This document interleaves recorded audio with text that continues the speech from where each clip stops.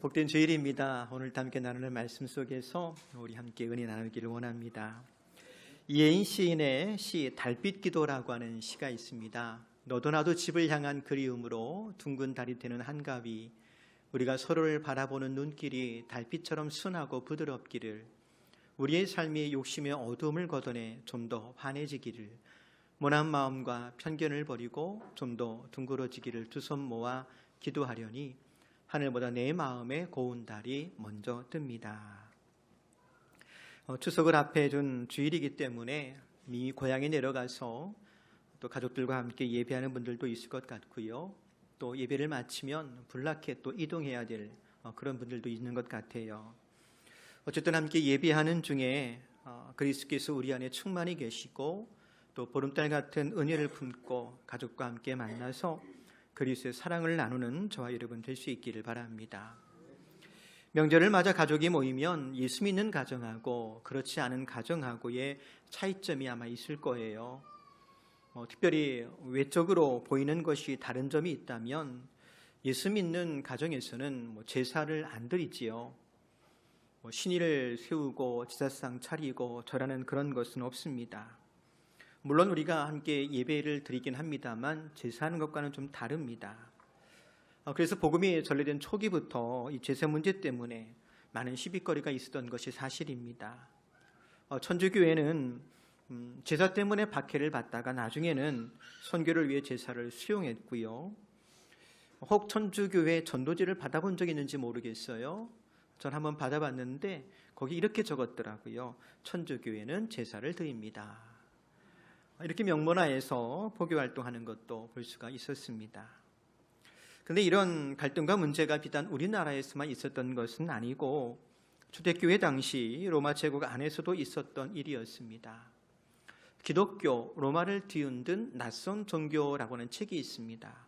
부제가 이상하고 위험하고 매력적인이라고 하는 부제가 붙어 있는데요. 이 책에 보면 로마 사람들은 기독교인들을 비난할 때 아데오이라고 불렀습니다.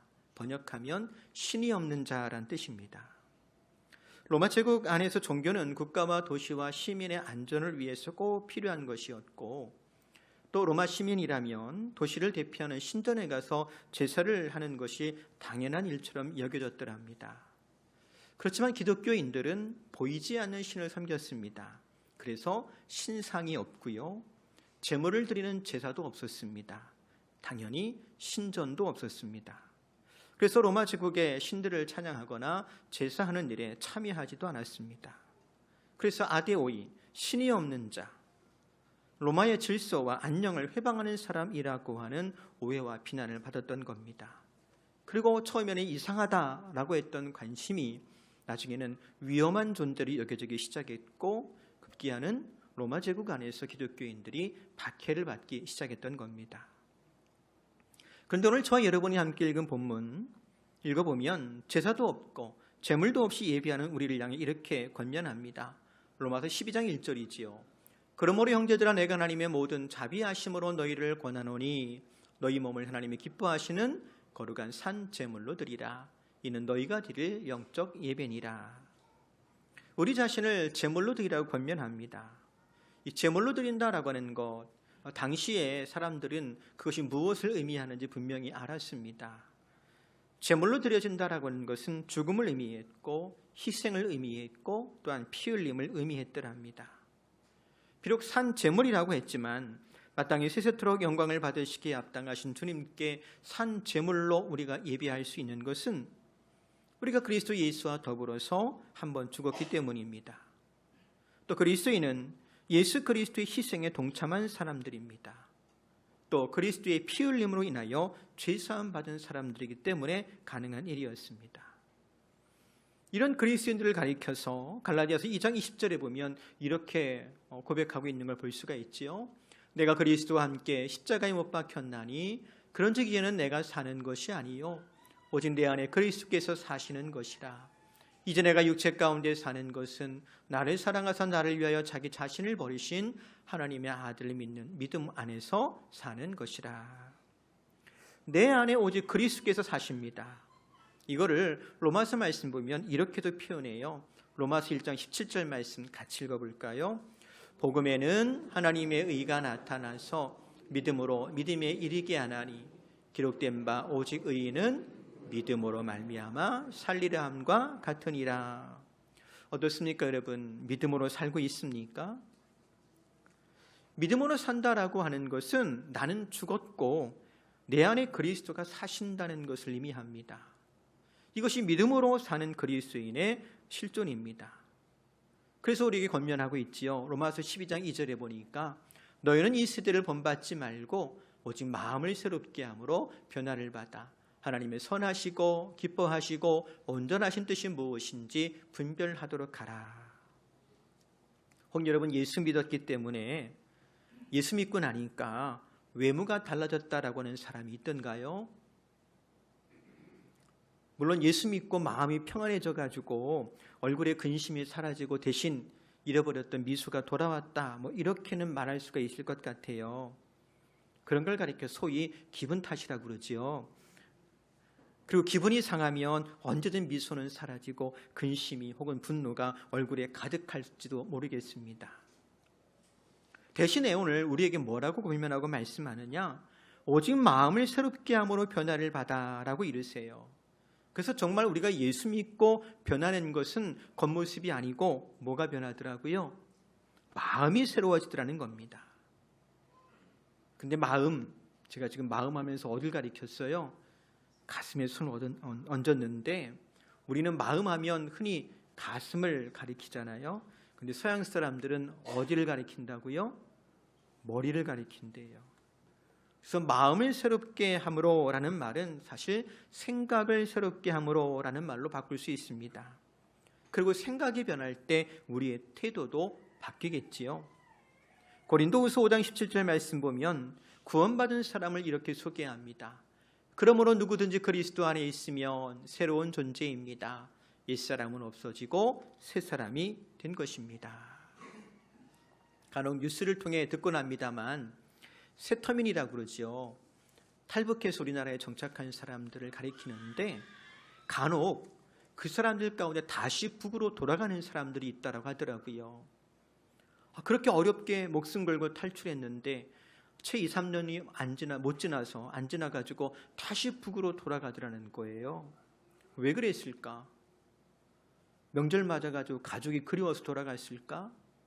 그것도 이유가 될 것 같긴 하지만 대부분의 이유가 뭐냐면 우리나라에 정착해 사는 것에 실패했더랍니다. 적응하지 못하는 거예요. 이걸 달리 좀 표현해 본다 그러면 그들의 마음과 생각이 안 바뀌는 거예요.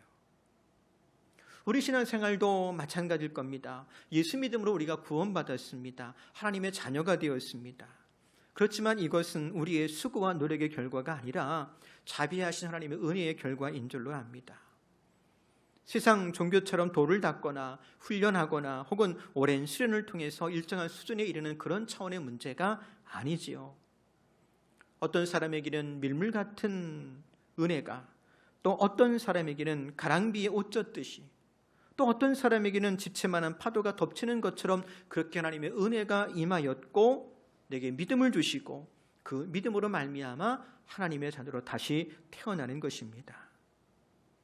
그리고 그렇게 구원의 은혜가 임한 이후에 반드시 따라오는 은혜가 있습니다. 성령께서 나를 성전 삼으시고 나와 함께 하시면서 내 안에서 일하시는 겁니다. 그리고 예수 그리스도를 닮아가게 하십니다. 그걸 가리켜서 성화의 은혜라고 합니다. 보통 우리가 그냥 성화라고 줄여서 표현하긴 합니다만 그 성화의 은혜가 있기 때문에 비로소 그리스도인이 매력적인 사람이 되는 줄로 압니다. 물론 때론 이 성화가 자신의 노력과 성취의 결과인 것처럼 오해하기도 합니다만 혹 우리가 성화, 즉 그리스도 예수를 닮아가는 중에 그리스도 예수의 성품과 인격을 품은 거룩한 사람이 된다면 이것은 분명 우리 안에 착한 일을 이루시는 하나님의 은혜인 줄로 믿습니다. 그리고 로마서 12장 말씀 전체를 읽어보면 그렇게 성화의 은혜 가운데 거룩한 삶을 살아가는 우리에게 주시는 권면의 말씀들을 적고 있는데요. 크게 두 가지를 말씀하고 있는 걸 볼 수가 있어요. 첫째는 교회 안에 있는 성도들의 거룩한 교제에 대해서 말씀하고 있는 걸 봅니다. 로마서 12장 10절 11절 말씀 같이 읽어볼까요? 형제를 사랑하여 서로 우애하고 존경하기를 서로 먼저 하며 부지런하여 게으르지 말고 열심히 품고 주를 섬기라. 여러분, 예수 믿는 사람 중에 형제와 자매를 사랑해야 된다는 것을 모르는 사람이 있을까요? 없지요. 다 알 거예요. 그래서 여기 강조하는 것이 있습니다. 1번, 서로 먼저 사랑하래요. 이 말을 좀 쉽게 좀 표현해 본다면 이렇게 바꿀 수 있을 것 같아요. 받은 것이 없어도 먼저 사랑하라. 교회 안에서 우리가 서로 사랑할 때는 어떻게 사랑한다고요? 받은 것이 없어도 먼저 사랑하는 거예요. 성경을 읽어보면 하나님께서 우리를 사랑하실 때 먼저 사랑했다라고 말씀하고 있는 걸 봅니다. 그것이 하나님의 사랑이고 그리스도 예수의 사랑입니다. 물론 인간적으로 쉬운 일은 아닐 거예요. 어떻게 받은 것이 없는데 사랑합니까? 오히려 주는 것도 없이 미운 게 사람 마음인데. 그렇지만 지금도 내 안에서 나를 강권하시는 주님 때문에 먼저 사랑함으로 율법을 온전히 이루는 성도요 교회가 될 수 있기를 바랍니다. 베드로전서 4장 8절 말씀 보면 이렇게 이르세요. 무엇보다 뜨겁게 서로 사랑할지니 사랑은 허다한 죄를 덮느니라. 뜨겁게 사랑하여서 죄를 덮는답니다. 이 뜨겁게 서로 사랑한다라고 하는 말을 좀 어떻게 표현할 수 있을까 생각해 보니까 눈이 먼 거예요. 눈이 멀었어요. 형제를 사랑할 때 뜨겁게 사랑하는데 그 사랑은 보이는 것이 없는 사랑입니다. 단점, 약점, 허물, 그리고 죄와 실수까지도 보이지 않습니다. 이것이 그리스도 안에 있는, 또 그리스도가 내 안에 충만할 때의 사랑이에요. 그 사랑하는 성도 여러분, 교회 생활하면서 형제의 허물이 보이고 약점이 보이고 자꾸 서운한 생각이 들고 기분이 나쁘면 두 눈을 질끈 감기 바랍니다. 그리고 내 안에 무엇이 부족하구나, 사랑이 부족하구나, 아니 근원적으로 그리스도로 내가 충만하지 않고 성령 충만하지 않고 내가 은혜로 충만하지 않은 것이니 이때가 곧 마치 신랑을 잃은 것처럼 애통함 속에 금식하며 기도할 때가 아니겠는지요. 주님은 내 안에, 나는 주님 안에 있으니 온전히 성령께서 우리의 마음과 생각을 주장하심으로 먼저 사랑하며 식지 않는 사랑으로 하나님을 지켜나가는 저와 여러분 될 수 있기를 주의 이름으로 축복합니다. 두 번째로 성화의 삶을 살아간다는 것이 무엇일까? 우리에게 권면하기를 교회 밖에 있는 이웃을 향한 선교적인 삶을 살라고 권면하고 있는 걸 보게 됩니다. 로마서 12장 14절 말씀 같이 읽을까요? 너희를 박해하는 자를 축복하라. 축복하고 저주하지 말라. 사도 바울은 박해가 무엇인지 너무나 잘 아는 사람이었습니다. 왜 그랬겠어요? 그 자신이 한때는 박해하는 사람이었고요. 지금은 예수 믿고 어떤 사람 되었어요? 박해를 받는 사람이 되었거든요. 교회와 세상의 관계라고 하는 것이 마냥 좋을 수만 없습니다.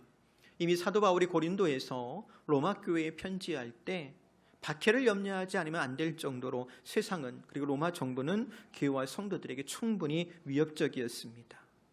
앞에 소개했던 것처럼 로마 사람들이 기독교인들을 뭐라고 불렀더라고요? 아데오이, 신없는 자들. 근데 단순한 별명이 아닙니다. 이것은 우리의 질서를 무너뜨리고자 하는 사람이라고 하는 혐오적인 표현이에요. 그렇다고 우리가 세상과 담을 쌓고 살 수 있을까요? 주님께서 세상에 들어오셨던 것처럼 주님은 우리를 세상으로 보내시니 15절 말씀 볼까요? 같이 읽습니다. 즐거워하는 자들과 함께 즐거워하고 우는 자들과 함께 울라. 이 말씀의 의미는 주님 계신 곳에 너도 있고 주님 일하시는 곳에 우리도 함께 일하라고 하시는 말씀으로 이해할 수가 있을 겁니다. 그리고 이런 걸 가리켜 뭐라고 하느냐? 선교적인 삶을 살아간다라고 할 수가 있을 겁니다. 여러분, 사랑하는 것이 성도의 존재 이유이요 그리스도를 전하는 것이 교회의 존재 목적입니다. 설령 세상이 우리를 미워해도 우리는 세상을 향한 그리스도의 사랑과 복음을 포기할 수 없습니다. 왜냐하면 하나님께서 내 안에, 우리 안에 시작하신 그 착한 일을 주님 오시는 그날까지 우리를 통해 이루실 것이기 때문입니다. 물론 도전도 있고 시련도 있을 겁니다. 사도 바울이 로마 교회에 편지하면서 박해하는 자를 축복하라고 기록했잖아요. 근데 이렇게 기록하고 채 10년이 못 되어서 사도 바울은 로마 황제 네로에 의해서 목배임을 당해 순교합니다. 비록 황제의 손에 죽은 바울이 당장은 세상 권력에 패한 것 같지만 바울은 여전히 믿음으로 살아있음을 봅니다. 그러니 그의 삶이 로마서 12장 21절 말씀, 악에게 지지 말고 선으로 악을 이기라 라고 하신 말씀을 온전히 이루는 삶이 아니겠는지요. 그리고 이제 그리스도께서 내 안에 계시니 원수도 사랑하라고 하신 주의 말씀대로 박해하는 자를 저주하지 아니하고 축복할 줄 아는 성도가 되는 것이 마땅하지 않겠습니까? 물론 감히 우리가 할 수 없는 그것을 주님께서 내 안에서, 우리 안에서 이루어 주실 줄로 믿습니다. 그리고 중단 없이 선교적인 삶을 살아가는 저와 여러분, 우리 교회가 될 수 있기를 주의 이름으로 축복합니다. 이제 말씀을 정리합니다.